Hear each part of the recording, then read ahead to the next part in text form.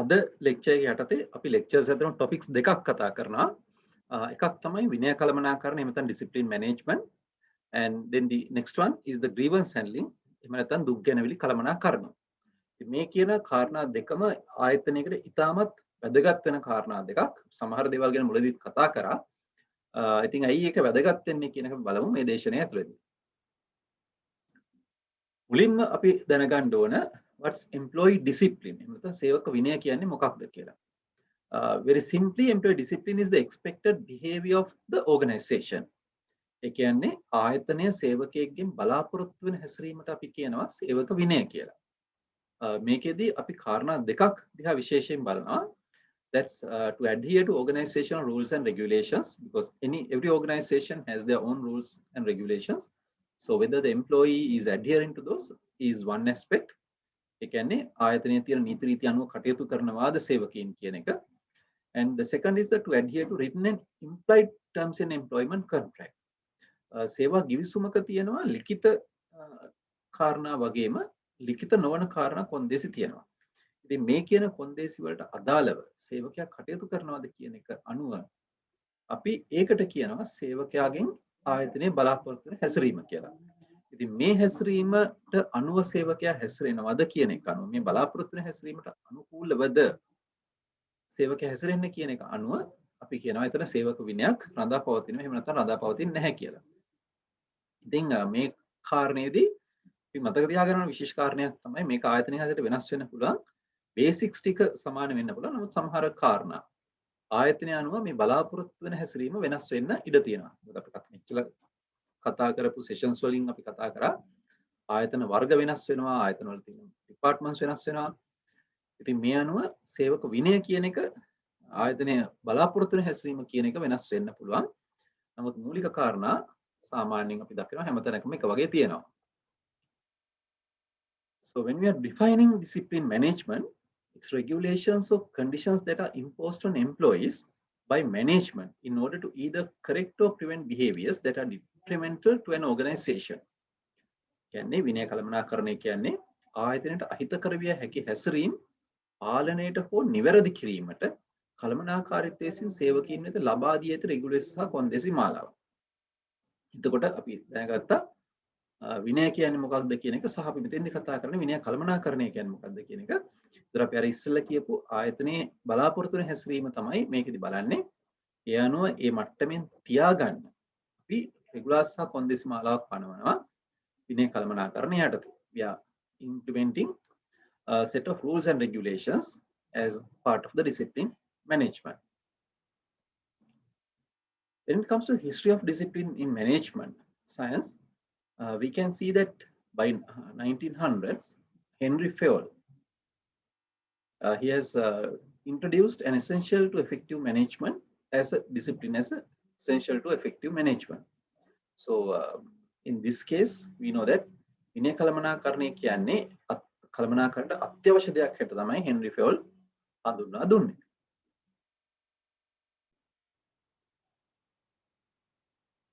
In addition to that, the management discipline has believed that a disciplined employee was one that was sincere about his work.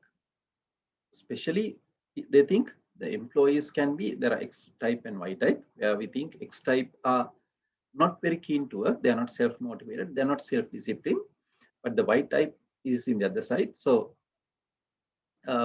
what this theory, or what Henry Fayol was thinking was, a disciplined employee was one that not only sincere about his work, but also had faith in policies and procedures of an organization, and they would fulfill orders given to him or her and respect management. ඒ කියන්නේ විනයවත් සේවකයා කියන එකෙන් කියවෙන්නේ අවංක වෙනවා විතරක් නෙවෙයි ආයතනයේ ප්‍රතිපත්ති කෙරෙහි විශ්වාසය තබලා තමන්ට පැවරු රාජකාරී නිසලස ඉෂ්ට කරමින් කළමනාකාරීත්වයට ගරු කරමින් කටයුතු කරනවා කියලා. ඒ නිසා විනයවත් සේවකයා කිව්වම අපි සරලවම ගත්තොත් අපි පළවෙනි විනය කියන්නේ මොකද කියන ඩෙෆිනිෂන් එකත් එක්ක ගත්තොත් ආයතනික විනය කියන එකත් එක්ක ආයතනයේ බලාපොරොත්තු වෙන ආකාරයේ හැසිරීමක් ප්‍රදර්ශනය කරන්න එහෙම නැත්නම් එයාකට හැසිරෙන පුද්ගලයා අපිට කියන්න පුළුවන් විනයවත් සේවකයෙක් කියලා හෙන්රි ෆෙයොල් කියපු කාරණයක් එකතු කරගෙන. ඒක නිසා හෙන්රි ෆියෝල් කියපු දෙයක් තමයි ආයතනයක් සාර්ථක පවත්වාගෙන යන්න විනය කළමනාකරණයක් අවශ්‍ය වෙනවා කියලා. So basically, not just because Henry Fayol said it, we know by practice and experience that discipline management is an essential part in organizations management. ඉතින් මේ නිසා තමයි අපි management functions වලදීත් අපි කතා කරන්නේ control කියලා එකක් මට මතක ඇති අපි හතරවෙනි කාරණේ කතා කරා control කියලා. ඉතින් control එක ගැන අපි කතා කරන්නේ මෙන්න මේකෙන් discipline management වල කොටසක් හැටියට. එහෙම නැත්නම් the management function itself will break down because of not having control systems enough. ඒ වගේම තමයි හෙන්රි ෆියෝල් කියපු තවත් කාරණයක් තමයි මේක තියෙන්න ඕන වගේම සේවක විනය සාධාරණාත්මකව හැසිරීම හේතු අතර සැමට එකසේ ක්‍රියාත්මක විය යුතුයි කියන එක. It has to be handled in a fair and just manner and should apply equally to everyone. අර හැම එක්කෙනාට එක විදියට නැතුව අපි විනය කියන එක මේ විනය කළමනාකරණය කියන එක employee discipline management කියන එක අපි නිවැරදි ආකාරයට ක්‍රියාත්මක කරවන්න ඕන. ඒතර විනය කළමනාකරණයක් අපි කොහොමද කරන්න පුළුවන්? Why do we need to manage discipline? ඒක කරන්න හේතු වෙන එකේදී පළවෙනිම කාරණය තමයි සේවක හැසිරීම පාලනය සහ වැඩි දියුණු කිරීම. To correct, improve performance and work behavior. ඒ වගේම තමයි සේවකීන්ට මඟ පෙන්වන්න. මොකද හදිසියවත් සේවකීන්ට නිශ්චිත අරමුණු කරා යාමේ දුෂ්කරතා තියෙන්න පුළුවන්. එහෙම වෙලාවට අපිට පුළුවන් විනය කළමනාකරණය තුළින් සේවකීන්ට මඟ පෙන්වන්න. To provide specifics to employees and to maintain consistency in the work unit.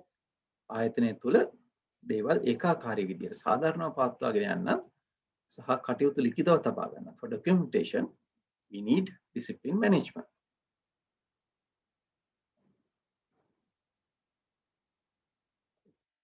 අපි ඇත්තටම discipline management වලදී අපි උත්සාහ කරන්නේ ඒකෙදී it's a technique that attempts to reinforce the good work behaviors of an employee while simultaneously emphasizing the employee the problems created by the undesirable performance.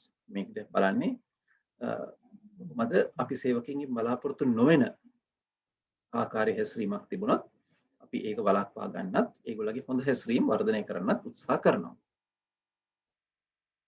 අපි මේක හඳුන්වන්නේ විශේෂයෙන්ම ධනාත්මක විනය කියන කාරණේ තමයි positive discipline වල තමයි මේක කාරණේ කියන්නේ.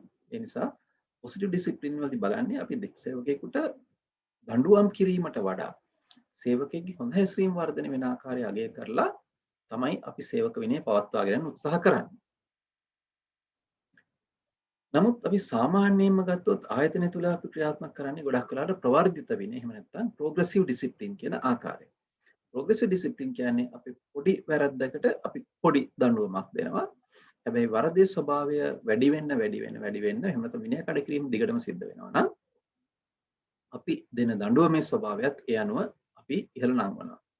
ඒක නිසා අපි මේක වාචිකවාදකින් පටන් අරගෙන ලිඛිතවාදී ඉඳලා අවසානයේදී සේවකයේ සේවයෙන් පහ කිරීම දක්වා ක්‍රමානුකූලව තමයි step by step තමයි අපි විනය ක්‍රියාමාර්ග ගන්න. ඒ නිසා අපි මේකට කියනවා ප්‍රවර්ධිත විනය එහෙම නැත්නම් progressive discipline කියලා. මුලදීම කිව්වා ලිඛිත සහ ලිඛිත නොවන කොන්දේසි කියලා. written and unwritten conditions of employment කියලා. ඒතකොට ලිඛිත කොන්දේසි අපිට බලා ගන්න පුළුවන් තැන් කීපයක් තමයි පත්වීමේ ලිපි, රජ ආයතනයන් චක්‍රලේඛ, memorandums, සේවක අත්පොත, වෘත්තීය සමිති සමග ගිවිසුම් සහ අනපනත් තමයි අපිට තියෙන ලිඛිත කොන්දේසි. The statute terms we can get from the letter of appointment, circulars in the case of the government organizations, memorandums, employee handbook, the trade union agreements, and the ordinance or acts. These are the places where we can get the statutory terms. In the case of the implied terms, which is more difficult to get and which can be changing from place to place, and it's not written in any place in the organization, are the general conduct within and out of office or working premises, court orders or terms related to court decisions, and common law of the country. ආයතන තුල පිටත සාමාන්‍ය හැසිරීම උසාවි තීන්දුව తీරන වගේම රටේ සාමාන්‍ය නීති අපි කියනවා ලිඛිත නොවන කොන්දේසි කියලා. මේකෙදී උසාවි තීන්දුව తీරන ලිඛිතව තියෙන්න පුළුවන් නමුත් ආයතන තුල ඒක නැති වෙන්න පුළුවන්. රටේ සාමාන්‍ය නීතිය කියලා අපි දඬු නීති සංග්‍රහයේ කොපියක් ආයතනයේ තියන් ඉන්නේ නැහැ. නමුත් මේ දේවල් පුද්ගලයන් අනිවාර්යයෙන්ම දැනගෙන ඉන්න ඕන දල වශයෙන් හරි එහෙම නැත්නම් ඒකට අනුකූලව හැසිරෙන්න ඕන. ආයතනයේ තුල හෝ පිටත සාමාන්‍ය හැසිරීම කියන එක අදහස් කරන්නේ විශේෂයෙන් කෙනෙක් කියන්න පුළුවන් ඒක මගේ ඔෆිස් වෙලාව නෙවෙයි මං හිටියා ඔෆිස් එකෙන් පිට ඒක නිසා මම බීලා කානුවක වැටලා හිටියා කියලා. ආයතන මොකද ප්‍රශ්නයක් වෙන්නේ කියලා. නමුත් නැහැ. විනය කළමනාකරණයේදී මේ වගේ දේවල් බලනවා. මොකද පුද්ගලයෙක් ආයතනෙන් පිටත කරන හැසිරීමෙනුත් ආයතනයේ කීර්ති නාමයට හරි පළුදු වීමක් සිද්ධ වෙනවා නම් අපි ඒකට විනය ක්‍රියාමාර්ග ගන්න සිද්ධ වෙනවා. අපිට බහුලව දකින්න පුළුවන් විනය විරෝධී ක්‍රියා හැට ගත්තොත් විශේෂයෙන් වර්තමානයේ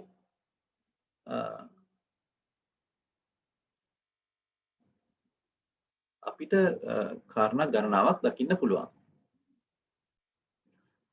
මේ විනය විරෝධී ක්‍රියා අතරින් ප්‍රධාන වශයෙන් අපි දකින දෙයක් තමයි සේවයට නොපැමිණීමේ ගැටලුව. අපි මේක AWOL කියනකින් අදහස් කරන්නේ absent without official leave. People are not attending to work. So this is a huge issue no matter what the organization type is. Especially in the factory environments, this has become a real issue. So, and in today's condition with the COVID situation and the pandemic situation, this has risen up to a certain level as well. ඒක නිසා මේක ප්‍රධාන ගැටලුවක් බවට පත් වෙලා තියෙනවා. ඊට අමතරව ආයතනික නීති සහ රෙගුලාසි කඩකිරීම. ඒවා ආයතනයේ අපේක්ෂා කරන හැසිරීමේදී මේ නීති සහ රෙගුලාසි කියන දේ තියෙනවා. ඒකට කඩ කරන එක ප්‍රශ්නයක් වෙලා තියෙනවා. dishonesty ඔදි වංක බව, අවංක නැති බව. සහ රාජකාරී වේලාව තුළ බාහිර කටයුතු වල යෙදීම engaging in outside activities during working hours and passing organization secrets to competitive organization. ආයතනික රහස් තරඟ කරවන්නට ලබා දීම. තරඟකාරීත්වය වැඩි වෙනවත් එක්කම තරඟකාරී ආයතන නොයෙකුත් ක්‍රම භාවිතා කරනවා ආයතනික රහස් දැනගන්න. ඉතින් මේකෙදී එම්ප්ලොයිස්ලත් ඒකට අහු වෙලා මේ තරඟකරුවන්ට ආයතනික රහස් ලබා දෙන අවස්ථා අපි දැකලා තියෙනවා. ඉතින් මේ තියෙන misconducts we can divide them into different categories. So there are, but again depending on the organization, type of operation, level of employment, job, these might change. So there are minor types of misconduct. වැරදි අපි දකිනවා ඉතා සුළු වැරදි හැටියට ගන්න පුළුවන් ඒවා. So like late attendance, not wearing uniforms, refusing to do reasonable amount of OT, sleeping while on duty, smoking in restricted areas. In general conditions, these are minor misconducts. But in certain situations, like sleeping while on duty for a bus driver, it's not a minor. Smoking in restricted areas in the petroleum corporation is not a minor. Not wearing uniforms in a construction field is not a minor. So depending on the situation, this can be major as well. But ආයතනයේ රාජකාරිය අනුව ආයතනය කරන කාර්යයන් අනුව ගත්තොත් මිසක් අපි සාමාන්‍යයෙන් මේවා සලකන්නේ සුළු වැරදි හැටියට. නමුත් බරපතල දඬුවම අවශ්‍ය නොවන ඒවා හැටියට. හැබැයි බස් රථ රියදුරෙක් රාජකාරීතුරු නිදා ගැනීම කියන්නේ මොනතරම් බරපතල වැරද්දක් වෙන්න පුළුවන්ද කියලා අපිට හිතා ගන්න පුළුවන්. ඒ වගේම තමයි අනිත් දේවලුත් අපි ඉන්න ආයතනය අපි ඉන්න තනතුර අනුව මේක සුළුද එහෙම නැත්නම් බරපතල වරදක්ද කියලා වෙනස් වෙන්න පුළුවන්. And the major misconducts where immediate dismissal or other severe actions can be imposed is insubordination. ඒ කියන්නේ ඉහළ නිලධාරීන්ගේ සාධාරණ නියෝගයන්ට අවනත නොවීම, false allegations against superiors, ඉහළ නිලධාරීන්ට විරුද්ධව අභූත චෝදනා නැගීම, theft or misuse of company or state property, රජයේ දේවල් වල අවභාවිතය, එහෙම නැත්නම් ආයතනයේ දේපල අවභාවිතය, physical or verbal assault, අතින් පයින් ගහන්න, එහෙම නැත්නම් බැනවැදීම වගේ දේවල් ඉහළ නිලධාරීන්ට තමන්ගේ සම මට්ටමේට අනෙකුත් සේවකයින්ට, drunk at work, ආයතනයේ තුල බීමතින් හැසිරීම, habitual AWOL, absent without official leave, attendance කියන එක හරි ප්‍රශ්නයක් සේවයට නොපැමිණීම කියන එක. ඒතර ඒක පුරුද්දක් හැට කරගෙන යනවා නම් මේක මේජර් දෙයක් බවට පත් වෙන්න පුළුවන්. ඒ වගේම තමයි intentionally harming organizational properties or the goodwill of the organization. ඒක නිසා ඉතින් බරපතල විෂමාචාර ගත්තොත් අපි මේ කියපු දේවල් ඉතින් රාජකාරිය තුළ බීමතින් හැසිරීම වගේම විතරක් නෙවෙයි මද්ද්‍රව්‍ය භාවිතය, විශේෂයෙන් තහනම් මද්ද්‍රව්‍ය භාවිතය විශේෂයෙන්ම ප්‍රධාන ප්‍රශ්නයක් වෙලා තියෙනවා ලංකාවේ මේ වෙනකොට. ඒක නිසා මම ඉස්සෙල්ලා වගේ ආයතනයේ දේපල කියන එකේදී ආයතනයේ කීර්ති නාමයත් වැදගත්. ඉතින් මේ කාරණා බරපතල විෂමාචාර බවට පත් වෙනවා ආයතනයේ මොන මට්ටමක වුණත්. Then we can see there's an accepted disciplinary procedure. Why do we use accepted? This is what is generally being accepted. This might change from place to place. But we are taking this as the accepted disciplinary procedure in general situations. We start with the initial investigation. We'll be going into details. And then we are using a show cause letter for the charge sheet. And if the person accepts the charges in the show cause letter and replies, then the management take the decision. But if the person doesn't accept, then and reply, so we go for a formal domestic inquiry, and based on the report of the domestic inquiry, the management would take actions. ඒ නිසා මේ පොදුවේ පිළිගත් කියනකින් කියවෙන්නේ මේක ආයතනයෙන් ආයතන වෙනස් වෙන්න පුළුවන්. නමුත් සාමාන්‍යයෙන් ආයතනවල භාවිත වෙන ක්‍රමය තමයි මේක විනය ක්‍රියා මාර්ගයේදී මූලික විමර්ශනයක් පවත්වන. මූලික විමර්ශනයෙන් අපිට හිතුණොත් මෙතන ප්‍රශ්නයක් වෙලා තියෙනවා කියලා අපි ඒ අනුව හේතු කැඳවීමේ ලිපියක් නැත්නම් චෝදනා පත්‍රයක් වාර දෙනවා. ඒතර චෝදනා පිළිගෙන පිළිතුරු සැපයුවොත් සේවකයා ඒ අනුව අපිට පුළුවන් තීරණ ගන්න කළමනාකාරීත්වය හැටියට. හැබැයි චෝදනා පිළි නොගෙන පිළිතුරු සැපයුවොත් ඊට පස්සේ අපි පිළිතුරු බාර ගන්න නැත්නම් ආයතනය ඒ අනුව ගෘහස්ත පරීක්ෂණයකට ගිහිල්ලා ඒ වාර්තාව අනුව පුළුවන් කළමනාකාරීත්වයට තීරණ ගන්න. මූලික විමර්ශනයේදී අපි කරන්නේ ඒක තොරතුරු සෙවීමේ මෙහෙයුමක්. අපිට ලැබෙන චෝදනාව එහෙම නැත්නම් අපිට ඇලිගේෂන් එක අපිට ලැබෙන තොරතුරක් නැත්නම් අපිට ඔබ්සර්වේෂන් එකක් තියෙනවා. යම්කිසි කාර්යයක් වැරදි දෙයක් සිද්ධ වෙලා විනය කඩකිරීමක් සිද්ධ වෙලා කියලා. ඒක නිසා අපි ඒක ෆැක්ට් ෆයින්ඩින් සෙෂන් එකකට පාවිච්චි කරන්නේ. To collect information and note down evidences. ඒ කියන්නේ තොරතුරු සහ සාක්ෂි රැස් කරගන්න අපි සිද්ධ වෙනවා. මේකෙදී අවශ්‍ය තොරතුරු නොයෙකුත් පුද්ගලයන් අපි රැස් කරලා ඒක ඇනලයිස් කරලා තමයි අපි බලන්නේ whether we should have a formal inquiry for this particular incident කියලා. පරීක්ෂණයක් අවශ්‍යද කියලා අපි තීරණය කරගන්නේ ඒ කාරණය අනුව. ඒතර ඒ අනුව අපි ලබා දෙනවා show cause letter එකක්. show cause කියන එකෙන් මොකටද පේනවා හේතු දක්වන්න කියලා තමයි මේ ලියුම දෙන්නේ. show cause කියන්නේ එකෙන් මේ චෝදනා පත්‍රය. නැත්නම් අපි මේක වරද කරුවෙක් කරන ලිපියක් නෙවෙයි. පුද්ගලයාට අපි show cause letter එකක් දෙන්නේ. show කියන්නේ පෙන්වන්න, cause කියන්නේ හේතුව. අපිට හේතු පෙන්වා දෙන්න කියලා අපි දෙන අවස්ථාවක් තමයි පුද්ගලයාට show cause letter එක. ඒතර මේකදී අපි චෝදනා එල්ල කරනවා. අපි මූලික විමර්ශනය අනුව හොයාගත් කාරණා අනුව ඒකෙදී කියන කාරණා ටික පැහැදිලිව සඳහන් වෙන්න ඕනේ. පැහැදිලිව කියන එක ඉතාමත් මයික ලොකුට දාලා තියෙන ක්ලියර්ලි කියන එක. මොකද මේ එක හෝ කාරණයක් මිස් වුණොත් අපිට අපි කරන කාරණය සම්පූර්ණයෙන්ම මේ කළමනාකරණයම අඩාල වෙන්න පුළුවන්. ඒකෙදී ප්‍රධානම දෙයක් තමයි චෝදනා එක බැගින් වෙන වෙනම වරද සහ සිදු දිනය සහ වේලාව අඩු ගානේ දල වශයෙන් හරි ආසන්න වශයෙන් හරි අපි සඳහන් කරන්න ඕන.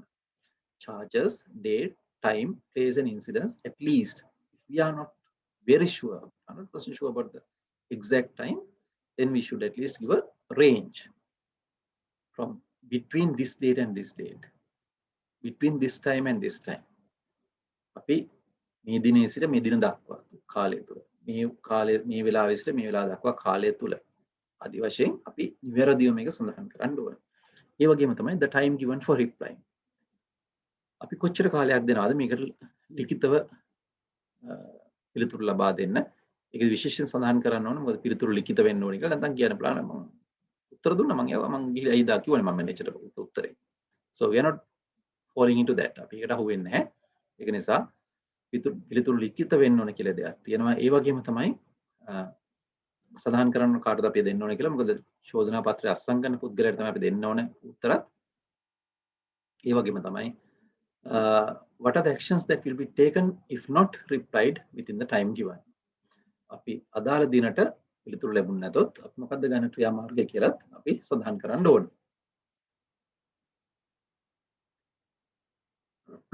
And domestic inquiry that's another major part of it. If we do not accept the reply given by the employee, the one who has done the misconduct, then we go for a domestic inquiry. So mainly we do this to show that the organization has worked on good faith and not taken the revenge or malicious. So because especially if this case goes to the labor courts, we will show that we have done everything we can to prove that this person is not guilty. So domestic inquiry is part of it. So we get normally it's good to have an external expert as the inquiring officer. In the case of the government organizations, there are inquiring officers, a panel of inquiring officers given by the government. We can use them. And lawyers can't represent either party, but wrongdoer can come with a fellow employee. And evidences are called and cross-examined. All the discussions must be recorded, read by all the parties and signed as correct. And report on findings shall be given to the management, and the management must decide the action. So අපි මේකේ ප්‍රධානම මේ ගෘහස්ත පරීක්ෂණ ආරම්භන වෙන්නේ අපි මේ විනය ක්‍රියාමාර්ගය යහපත් චේතනාවෙන් ඉස්ස පරිගණීමේ චේතනාවෙන් තොරව ගත්තා කියලා අපි ඔප්පු කරලා පෙන්නන්න තමයි මේක පාවිච්චි කරන්නේ. ඒකෙදි අපි විනය ක්‍රියා කළමනාකරුණය සඳහා දැනුමක් තියෙන බාහිර පුද්ගලයෙක් පත් කර ගන්නවා. ඒක වඩාත් උචිතයි. රාජ්‍ය සේවයේ මේ සම්බන්ධයෙන් වෙනම පැනල් එකක් ඉන්නවා. ඒ වගේම තමයි නීතිඥ සහායක් ලබා ගන්න බෑ ආයතනයට එහෙම නැත්නම් චෝදනාලාභියට සේවකයට. හැබැයි වෘත්තීය සමිති නියෝජිතයෙක් සමග පැමිණෙන්න පුළුවන්. ඒ වගේම තමයි මේකේ සාක්ෂි විමසලා හරස් ප්‍රශ්න අසනවා. ඒ වගේම ඒ කාරණා ලිඛිතව සටහන් කරලා කියවලා නිවැරදි බවට දෙපාර්ශ්වයම වස්සන් කරලා පස්සේ මේ ලැබෙන රිපෝට් එක තමයි මැනේජ්මන්ට් එකට දෙන්නේ. ඒ අනුව තමයි මැනේජ්මන්ට් එක ඩිසයිඩ් කරන්නේ මොකක්ද කරන්න ඕන කටයුත්ත කියලා. එතකොට අපිට ගන්න පුළුවන් විනය ක්‍රියාමාර්ග ගත්තොත් අපි සාමාන්‍යයෙන් ඉතා සුළු වරදකදී වගේ උපදේශනය භාවිතා කරන්න පුළුවන්. මේක අපි ෆෝමල් ඩිසිප්ලින් ඇක්ෂන් එකක් හැටියටම භාවිතා කරන්නේ නැහැ. නමුත් අපිට ඒක භාවිතා කරන්න පුළුවන්. ඒ වගේම තමයි ලිඛිත අවවාද අපිට දෙන්න පුළුවන්. written warnings දෙන්න පුළුවන්. මම HR මැනේජර් කෙනෙක් හැටියට කටයුතු කරපු කෙනෙක් හැටියට මම විශ්වාස කරනවා අනිවාර්යයෙන්ම අපි මොන දේ කරත් ඒක ලිඛිතව තියෙන්න ඕන. මොකද අපි වාචිකව දෙන අවවාද එහෙම නැත්නම් වාචිකව දෙන උපදේශන වගේ දේවල් අපිට කවදාවත් රෙකෝඩ් එකක් නැති නිසා අපිට ගැටලුවක් වෙන්න පුළුවන් අනාගත දවසක. ඒ වගේම තමයි පරිරහිතව සේවය ඇතිවන්න පුළුවන්. තනතුරෙන් පහත හෙලන්න පුළුවන්. the demotion or the dismissal සේවය නිවත් කිරීම දක්වා අපිට ගමන් කරන්න පුළුවන්. මේකදී අපි දැනගෙන ඉන්න ඕන කාරණා කීපයක් තියෙනවා. එකක් තමයි do your homework. You need to find correct information before going for this process. අදාළ සෙවීම නිවැරදිව කරන්න ඕන. And then give enough warning. තමයි මේ වගේ දෙයකට පෙළඹෙන්න ඉඩ තියෙන පුද්ගලයින්ව අවවාද දෙන්න ඕන. ඒ වගේම තමයි වෙලාවට ගත යුතු ක්‍රියාමාර්ග ගන්න ඕන. act in a timely manner and conduct disciplinary inquiry in private. පුද්ගලිකත්වය රැගෙන විදිය තමයි පරීක්ෂණ සිද්ධ කරන්නේ.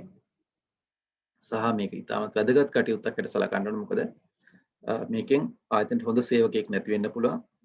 එහෙම නැත්නම් නරක සේවකයෙක් ඉතුරු වෙන්න පුළුවන්. ඒ සේවකයා වගේ අනෙකුත් සේවකයන් ඩිමෝටිවේට් වෙන්න පුළුවන්. අපි හදිස්සියවත් නිවැරදි සේවකයෙක් ඉවත් කරොත් ඒ සේවකයා ලේබර් කෝඩ්ස් කියොත් ආයතනයේ කීර්ති නාමයට ආයතනයේ විශාල මුදල් හානියක් මේ වගේ ගොඩක් දේවල් සිද්ධ වෙන්න පුළුවන්. ඒ නිසා මේක ඉතාමත් වැදගත් කටයුත්තකට සලකන්න වෙනවා. ඒ වගේම තමයි ඉස්සලා කිව්වා අපි ෂෝ පෝස්ට් ලෙටර් එක දෙද්දිත් හරියටම ප්‍රශ්නය හරියටම පැහැදිලිව දක්වන්න වෙනවා. සහ මේක පුද්ගලික දෙයක් නෙමෙයි. මේක රාජකාරී කොටසක් හැට සලකන්න විශේෂයෙන් HR මැනේජර්ස්ලාට. මොකද මේක තමන්ගේ මේ පුද්ගලික තරහ පරිමාණ දෙයක් නෙමෙයි. මේක රාජකාරී කොටසක් හැට සලකන්න වෙන්නේ. සහ අපි සේවකයාගේ පැත්තෙන් බලන්න ඕනේ. නිතරම ආයතනයේ පැත්තෙන් විතරක් නෙමෙයි. මොකද ඒ වෙනුව තමයි අපිට සාධාරණ ආකාරයෙන් මේ කටයුත්ත කරන්න පුළුවන් වෙන්නේ. සහ ඔය වෙලාවකත් ඩිස්කෂන් එකේ තමන්ගේ කන්ට්‍රෝල් එක as the organization we should not let our control to lose. අපි නිතරම අපේ අතේ බලය තබාගෙන සහ we need to agree on how mistakes can be prevented next time. කොහොමද මේ වගේ වැරදි නැවත සිදු නොවෙන්න කටයුතු කරන්න කියලා. විශේෂයෙන් විමර්ශන වාර්තාවල අපි දකින දෙයක් තමයි විමර්ශන වාර්තාවලදී විමර්ශන නිලධාරීන් විසින් මේ කටයුත්ත කරනවා. ඒගොල්ලෝ කියනවා මේ වගේ දේවල් ඉස්සරහට ඇති නොවෙන්න නම් මේ දේවල් කරොත් හොඳයි කියලා. ඒ වගේම තමයි අපි බලන්න ඕන අපිට progressive discipline action එකකට යන්න පුළුවන්ද කියලා. මුලින්ම වාචික ලිඛිත අවවාද ඒ වගේම අවසානයේ සේවයෙන් පහ කිරීම දක්වා මට්ටමකට යන්න පුළුවන්ද කියලා බලන්න ඕන. නමුත් ඒක මේජර් එකක්ද මේජර් නොවන එකක්ද කියන එක මත ඩිපෙන්ඩ් වෙනවා මේ කියන කාරණේ. ඒ වගේම තමයි discipline management වලදී අපි පාවිච්චි කරනවා hot stove theory කියලා එකක්. මොකද good discipline management එකක් it should be like a hot stove, as in it provides a warning, feels hot, Just imagine a hot stove, right? When you get near to the hot stove, you get the warning that it's hot. So you don't have to touch to know it, right? You know that it's hot. And it's consistent, right? Every time you put your hand in, it burns. So just like that, the warning discipline management should provide warning. People should not try to do misconduct and then see what happens. And every time when they do something wrong, they should get punished. And it should be immediate, like the hot stove. If you touch it now, you will burn yourself now. So even the discipline management, you should get the actions or the results for your misconduct immediately. And it's impersonal. It burns it all. No matter who touched the hot stove, everybody gets burned. So just like that, it should with the discipline management system. මොකද අපි රත්තු උණුනක් ගැන කල්පනා කරලා බලන්න. හොඳ අවන් එකක් රත් වෙලා තියෙන හොඳටම. ඒ උණුසුම නිසා අපිට ඈත නම් දැනගන්න පුළුවන් මේකේ අනුතුරු ඇඟීමක් තියෙනවා. ඒ වගේම තමයි විනය කළමනාකරණයත් අපි වැරද්දක් කරලා නිකන් ටෙස්ට් කරලා බලන්න ඕනේ ඒක මොකද වෙන්නේ කියලා. එහෙම නෙවෙයි අපිට අනුතුරු ඇඟීමක් තියෙන්න ඕනේ. ඒ වගේම තමයි අපි අල්ලන හැම සැරේම අපි අත පිළිස් වෙනවා. ඩිසිප්ලින් මැනේජ්මන්ට් වලත් අපි වැරද්ද නම් කොයි වෙලාවෙ කරත් වැරද්දට දඬුවම් තියෙන්න ඕනේ. ඒ වගේම තමයි වැරද්ද කරපු හැටියෙම දඬුවම ලැබෙන්න ඕන සහ කවුරු වැරද්ද කරත් ඒ දඬුවම ලැබෙන්න ඕන. සේවකයාගේ තරාතිරම අනුව නෙවෙයි, හිතවත්කම අනුව නෙවෙයි, වැරද්ද අනුව තමයි දඬුවම ලැබෙන්න ඕන මේ. දඬුවම ලැබිය යුත්තේ.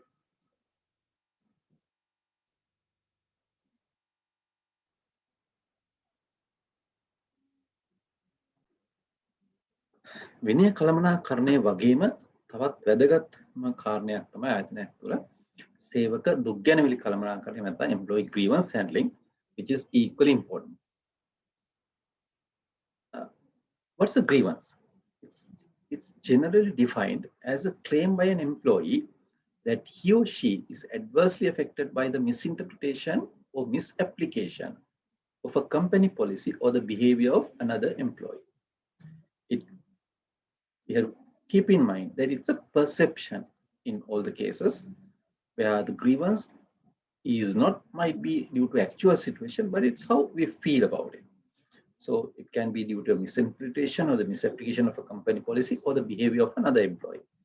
ඒ කියන්නේ සේවකයෙකු විසින් ආයතන ප්‍රතිපත්තියක් වැරදිට අර්ථකථනය කිරීමෙන් හෝ වැරදියට යොදා ගැනීමෙන් හෝ වෙනත් සේවකයෙකුගේ හැසිරීමෙන් තමාට අගතියක් සිදුවියයි සිතා කරන පැමිණිල්ල හෝ ප්‍රකාශය සේවක දුක්ගැනවිල්ලක් කියලා කියනවා. ඒ නිසා මේක හිතලා කරන පැමිණිල්ල කියන එක අපි සිතනවා කියන දෙයට අපිට ඒක විශේෂ වැදගත්කමක් දෙන්න වෙනවා. මොකද කෙනෙක්ට කියන්න පුළුවන් මෙතන ග්‍රීවන්ස් එකක් නැහැ කියලා. නමුත් ඒක අපිට කියන්න බෑ. මොකද සේවකයාගේ පැත්තෙන් සේවකයාට දැනෙන විදිය තමයි අපි ග්‍රීවන්ස් එකක් ඇත්ත සලකන්නේ. So it can be the job related, irrelevant, or undesirable, unbearable responsibilities, or the job environment related, where health and safety, occupational hazards, discrimination is happening in the environment, or HR or company policies or actions, like transfers can be discipline actions, promotions of other people, or you have been promoted but not the level you have expected, and the behaviors of others, the ego, sarcasm, bullying, harassment, even the discrimination. These things can happen. And these are the causes of employee grievances in many situations. මේ උදාහරණ අපි දුක්ගැනවිලි ඇති වෙන්න හේතු ගත්තොත් ඒකද රැකියාව සම්බන්ධ වෙන්න පුළුවන්, රැකියාව පරිසරය සම්බන්ධ වෙන්න පුළුවන්, සහ ආයතනයේ ප්‍රතිපත්ති වැරදිට අර්ථකථනය කිරීම, වැරදිට යොදා ගැනීම, අනිකුත් සේවක හැසිරීම, ඉතින් මේ ආදි වශයෙන් නොයෙකුත් කාරණා තියෙන්න පුළුවන්. ඒ නිසා ඉතින් බොහොම සරලවම සේවකයෙක් කියන මූඩ් එක, සේවකයෙක්ගේ ගෙදර ප්‍රශ්න ඔළුවේ තියාගෙන ආවිල්ලා ඔෆිස් එකේදී ඒ අනුව අපි හැසිරීම තුළින් ඇතිවන දුක්ගැනවිලි මේ ආදි වශයෙන් දුක්ගැනවිලි ඇති වෙන්න බොහෝ හේතු තියෙනවා. අපි ඒක මතක තියාගන්න ඕනේ. මේකට අවසානයක් තියෙන හැම නැත්නම් ඉවරයක් කරන්න පුළුවන් දෙයක් නෙවෙයි. And how do we recognize these grievances? So the methods can be direct complaints. හඳුනා ගන්න ප්‍රමුඛ තැනදී අපිට employees ලාගෙන් complaints තමයි ප්‍රධාන වශයෙන් අපිට ගන්න පුළුවන්. And then the exit interviews.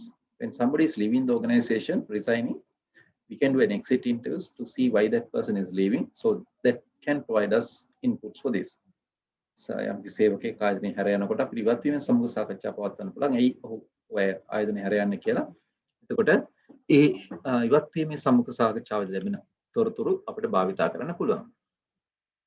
Attitude service අදහස් සමීක්ෂණ අපි සේවකයන්ගෙන් කරන suggestions or complaint schemes.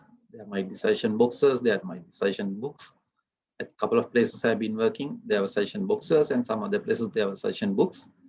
ඒක නිසා චෝදනා යෝජනා ඉදිරිපත් කිරීමේ ක්‍රම තියෙන්න පුළුවන්. Joint Consultative Committee of the Trade Union සමහර ආයතනවල වෘත්තීය සමිති තියෙනවා. සමහර ආයතනවල Joint Consultative Committee JCC කියලා තියෙනවා.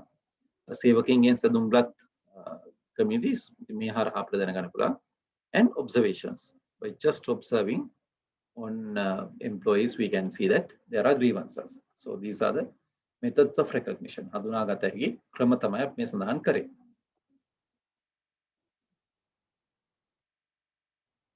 So when it comes to the grievances, we need to have an agreed communicated written grievance handling procedure. And then this procedure, when producing a grievance, the type and the nature of grievance should be clearly defined by the employee. Or if we are putting it to the higher levels, then at least we should, as the lower level management, we should put it very clear. And the type and the nature of the grievance should make it clear. And we should apply 5W and 1H. Some call this the 5 wives and the 1 husband. What are the 5 W's and 1H? Who, what, when, where, why, and how. We should address all these 6 aspects regarding the grievance. What's the grievance? Where did it happen? Why did it happen? When did it happen? And because of whom it has happened, or to whom it has happened, and how did it happen?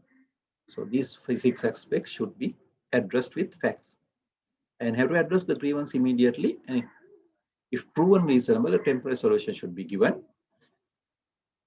If proven, if we feel that as a management that there's a grievance, we should provide a temporary solution, and later on we can follow up on this temporary solution. That's a valid and suitable solution. So if it's a suitable solution, we can continue with that temporary solution.